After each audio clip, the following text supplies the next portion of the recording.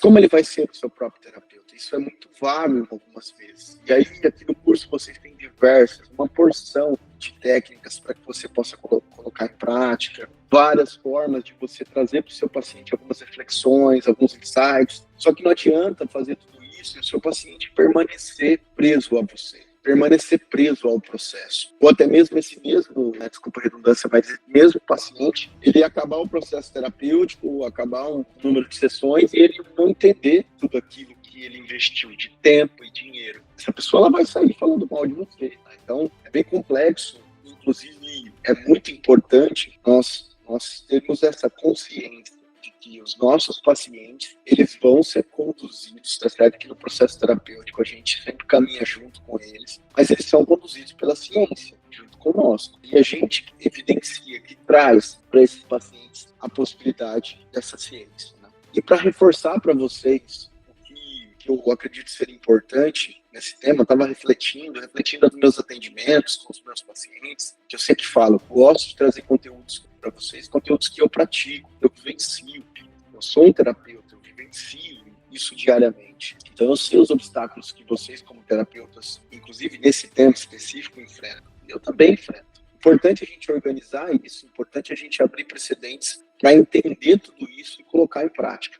Colocar em prática, que eu quero conversar com vocês aqui, é justamente falando do ponto hábito. O que é esse ponto? Muitas vezes a gente não tem essa consciência de como nós podemos desenvolver um hábito. Né? Então, para isso, eu vou usar um texto que, inclusive, ele é da pedagogia histórico-crítica, né? Que é uma das abordagens da psicologia, mas que esse texto ele é para ser usado por todas as pessoas. Ele é de um autor, né, que é o Saviani. Às vezes eu utilizo até bastante uma frase que ele coloca aqui, eu vou mostrar para vocês, mas eu quero compartilhar com vocês o texto na íntegra para que vocês tenham consciência do que eu estou falando. Só se aprende de fato um hábito, né? E olha só, ele é um texto que na época o meu supervisor em psicologia do esporte me deu um direcionamento, mas é um texto que serve para tudo, né? Só se aprende de fato quando se adquire um hábito, isto é, uma disposição permanente, ou dita de outra forma, quando o objeto de aprendizagem se converte numa espécie de segunda natureza. Vamos fazer um paralelo aqui, ó.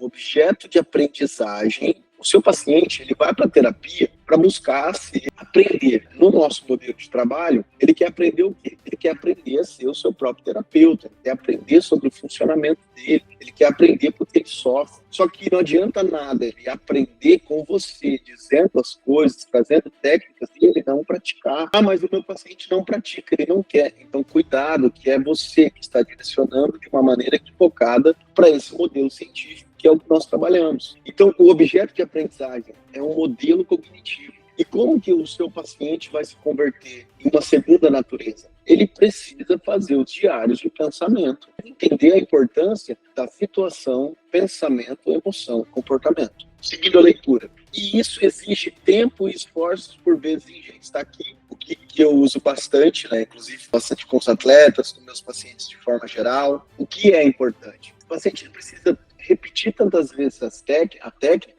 até essa técnica, esse modelo, se tornar parte de uma segunda natureza. Ou seja, esse paciente ele vai começar a olhar as coisas ao seu redor, a sua vida, as pessoas, a partir desse olhar. É muito importante vocês terem essa consciência de que o seu paciente ele precisa praticar tanto o processo terapêutico que essa prática vai levá-lo a uma consciência tão grande que essa consciência vai se tornar parte dele. E isso também é importante porque o seu paciente está procurando mudança. Se ele não abre precedentes para primeiro praticar o modelo cognitivo e depois conseguir alterar esse padrão de pensamento que vem da crença disfuncional, o seu paciente não vai evoluir.